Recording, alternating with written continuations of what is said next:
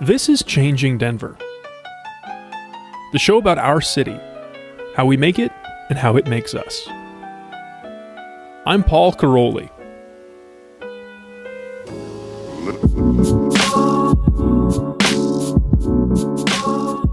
About a month ago, we here at Changing Denver launched a crowdfunding campaign. It was the first time we've called on you, the listener, to support us. I wrote up a bunch of good reasons why we think this show is important, why it's such a valuable contribution to Denver's media ecosystem at a vulnerable time, and why we're looking for your support now. You can read all those reasons at patreon.com/changingdenver. I'm not going to repeat them here. Instead, I've got a surprise for you.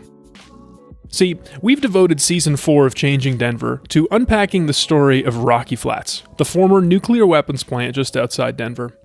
It's a perplexing tale with two rival narratives tugging at us and keeping us accountable to the facts. So far, I think we've done that pretty well, judging from the tenor of the emails I've received at least. But here's the thing.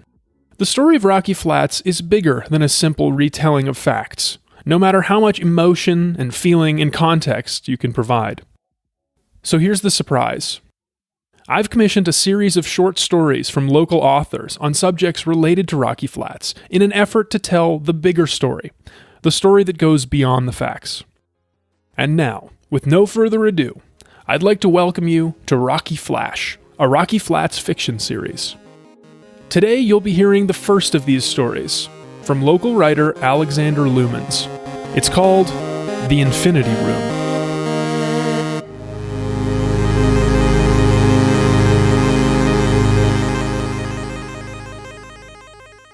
The Infinity Room. We make buttons. That's what I tell friends who want to know. Don't you make bombs at Rocky Flats? It is a joke. It is the truth. They know it's the nuclear bomb plant. Just like they know something happened there with fire and radiation back in 1969. What's the saying? What you don't know can't hurt you. Turns out, hurt is only the beginning. Hurt can go on forever. A mirror in a hall of mirrors. What friends don't know to ask about is this past spring. My wife doesn't know about it either. When she is endlessly circling the living room with our newborn to keep him from crying, I feel entirely disarmed. Never before has there been a pair of creatures so radiant with their own light. Marveled, I want to tell her everything. I slowly slide up next to her, my cheek pressed to her glowing cheek. The cat came back the very next day, she sings. I sing back, we thought he was a goner. Then I hold up my hands like I'm proving they're safe before she offers me our son. I know he will feel as warm as an ember, but before she hands him over, she pauses with that look. She's remembering the accident, of course. My hands were slick from cooking when she tried to give me Brent because the phone was ringing and he needed a diaper change. As quick as he was in my arms, he was out, falling, and then just as quickly, I had him again. Her face that day and every day since, it said the whole world had instantly turned more than a little dangerous, even the very ground we walked on. But now she has learned to surrender. Once he's cradled in my arm, she rubs her nose against Brent's and says, every time, cute as a button. She knows we make buttons. She does not know that a single plutonium button, if struck by a slow-moving neutron in an armed weapon, could instantly annihilate our whole Denver neighborhood and keep the ground ruined for hundreds of years. Knowledge is a kind of radiation. It hurts permanently, and all it takes is the tiniest amount. She would not be here if she knew I handled these buttons in the plant's glove boxes, and she would have already left with Brent if she knew what happened March 15th, Brent's due date, but the morning was like any other. My wife told me to have a good day at work. I said I will, but I was wrong. It was spring cleaning day, which meant that all plutonium buttons deemed inadmissible for weapons usage needed to be disposed of. I worked the glove box next to Simmons. Carefully, we slotted the silver, saucer-sized buttons into their lead storage units. Then Simmons told me a joke. How many lives does a radioactive cat have? I said, I don't know, 9. Simmons said, it's 9, and then it's 4.5, and then it's 2.25, and then it's 1.125. We both laughed. We kept laughing while we slotted in the final buttons and secured the units. Then Simmons and I stepped into our hazmats, flashed each other a thumbs up, and wheeled out the units on a trolley. I thought of my family to be while we delivered highly toxic nuclear waste to what everyone called the Infinity Room. Down one elevator, through an empty maze, into another elevator. When the doors opened, I pushed the trolley forward. It was an accident, of course. The back wheel caught. The trolley lurched. One unit began to fall. I lunged. Too late. The unit landed sideways. It opened so perfectly that one of the buttons rolled out of its slot and curved lazily down the hallway. I saw all the possibilities of my life disappear in an instant. But Simmons brought back the button cupped in both hands. He slid the button into its slot, secured the unit, and placed it on the trolley. I could not describe the danger we were in, and, honestly, I still don't know how to. I had been careful.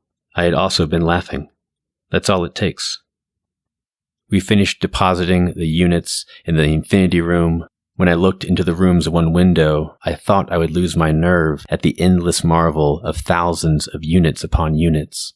A hallway of toxic mirrors, reflecting our most dangerous progeny. Progeny that would keep coming back to the same ground, long after us.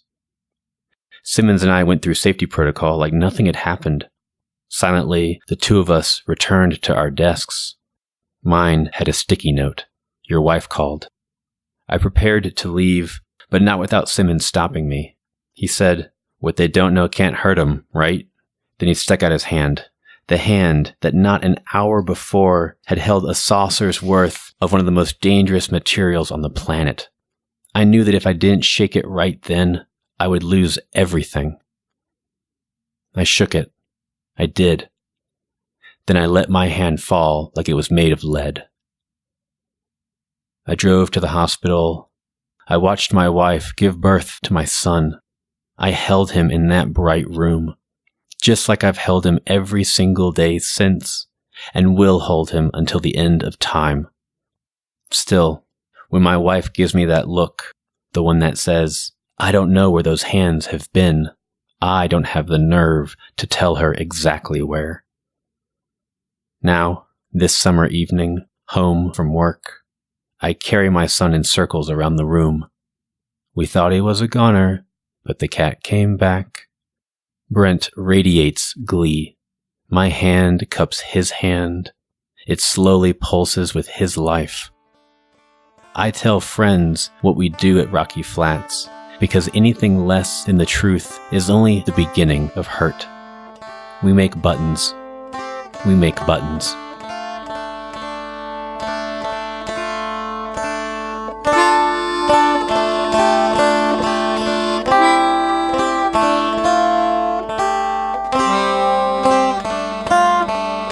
Alexander Lumans. You wrote this story, The Infinity Room or Infinity Rooms?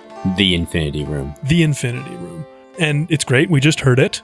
So I don't think I gave you a ton of guidance on where to go with this story. Maybe just like a simple outline of what the Rocky Flat story is. How did you settle on this theme? I grew up in South Carolina, about 18 miles from the Savannah River site, which in the mid-century and sort of second half of the 20th century was a bomb plant also. And it dealt with plutonium and tritium. And it's always sort of been in, like, I guess, my DNA of thinking about this stuff. It's an interesting turn of phrase. So I think just the topic itself, I already knew I was excited by. As for the prompt of just saying, write about Rocky Flats, I just trust starting with either an image or a word or some kind of engaging mystery. So when I was doing my research about the place, I found in one of the articles about it, people had talked about this thing called the Infinity Room that's there at Rocky Flats. And I said, oh my God, that is amazing. I have to use that somehow. And I think I started with that as an image or as a title. Yeah, this whole atomic milieu is rife with poetic phrases like that. Oh my God, I yes. love it. Half-lives. Phrases that have multiple meanings, and depending on how you swing them. Yeah, they are almost musical in some of their arrangements. Like you said, like beta decay is such a cool phrase to me. Yeah. The terminology and kind of the jargon of radiation and radioactive elements, isotopes, and just all the things that are involved in, say, a nuclear power plant. All that language is just ready to be used and kind of exploited in some way for a story. I'm interested to hear more about growing up near the Savannah River site and then coming here and doing a little research into Rocky Flats.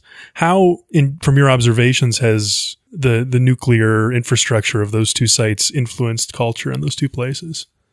So my hometown, Aiken, basically exists because the Savannah River site was built.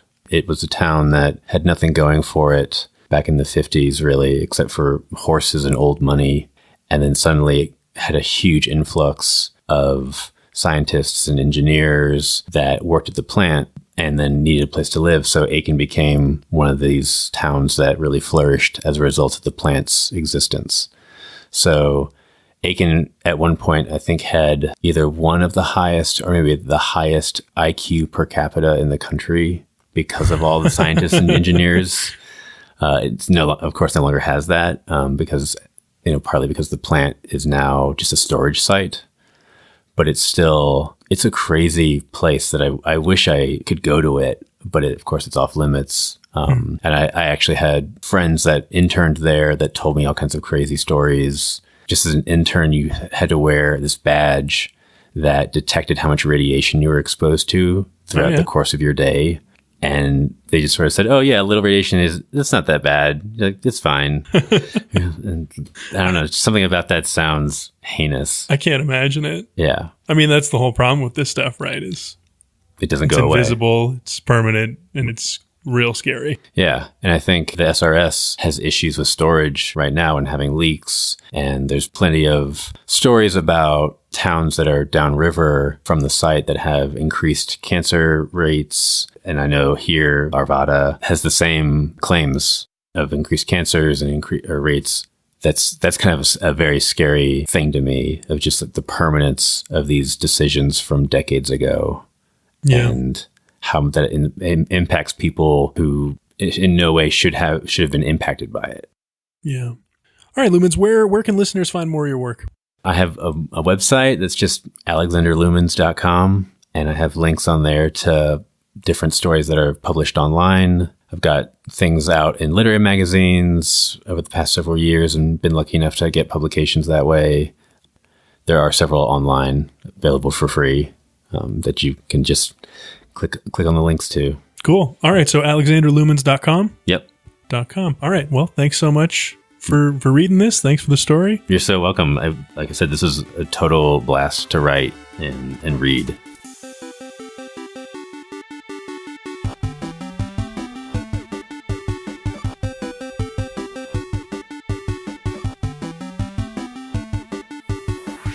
Changing Denver is a proud member of the Denver Podcast Network. In the shadow of the mountains, we speak. Unclear Danger, the Colorado story of Rocky Flats, is being produced in partnership with the Colorado Independent and the Denver Public Library. If you want access to a transcript of Alexander Lumans' The Infinity Room and all the other episodes in our Rocky Flats series, past and future, you're going to have to pledge at least $3 per month at patreon.com/changingdenver. Even if you don't, maybe think about recognizing the value of this show with a pledge of an amount that makes sense for you. Again, that's www.patreon.com/changingdenver. This episode was produced by the newest member of the Changing Denver team, Ray Solomon. Stay tuned for more exciting work from her soon. Thanks also to Alexander Lumans, Tina Griego at the Colorado Independent, Dave Ashton and Maeve Conran at KGNU, and Megan Ariano. Our theme song is Minnow by Felix Fast Forward. The rest of the music for this episode, and for all of Unclear Danger, was provided by Ethernaut. We have links to their work on our website, www.changingdenver.com. See you in a couple weeks for Chapter 3 of Unclear Danger. Until then, I'm your host, Paul Caroli.